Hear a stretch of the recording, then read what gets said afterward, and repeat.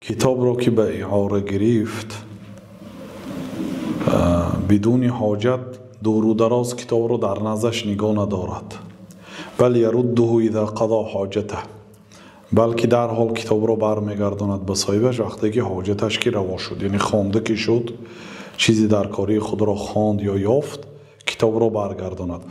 ولا یحبسه اذا طلبه المالک او استغنى عنه، وقتی که صاحب کتاب را طلب کرد یا اینکه از حاجتش بی حاجت شد، یعنی مسئله را خوانده شد، کتاب را در نظرش حبس نکند، نگاه ندارد. ولا یجوز ان یصلحه بغیر اذن صاحبه، به کتاب دست نرساند، یعنی قلم نرساند بدون اجازت صاحب کتاب.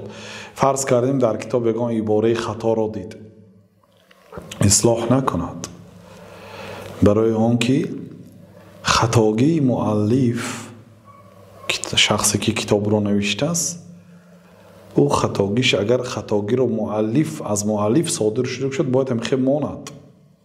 حتی محققا هم در حاشیه اصلاح میکنند. در بطن کتاب، در میان کتاب در آمده سخنی مؤلف را تغییر دادن ممکن نیست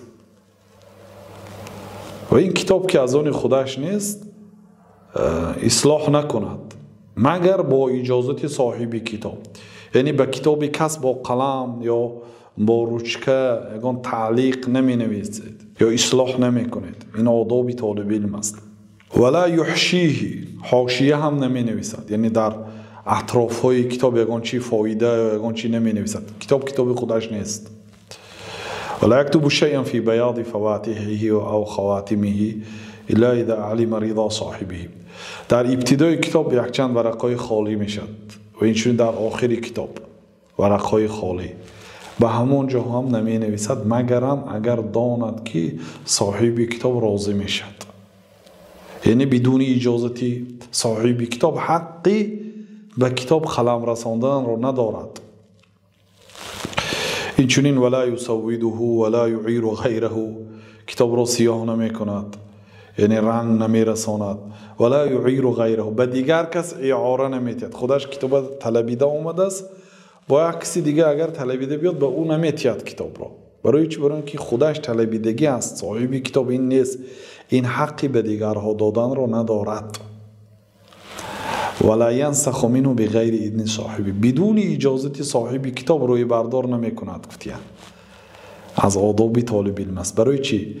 اذ مطلق الاستعاره لا تتناول النسخ الا اذا قال له المالك لتنتفع به کیف شئت، چون مطلق اعاره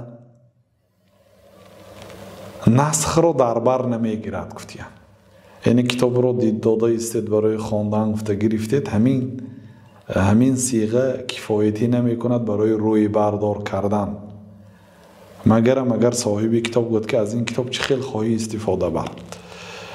یعنی این نقل ها از کتاب تذکرة السامع والمتکلم فی آداب العالم والمتعلم بود.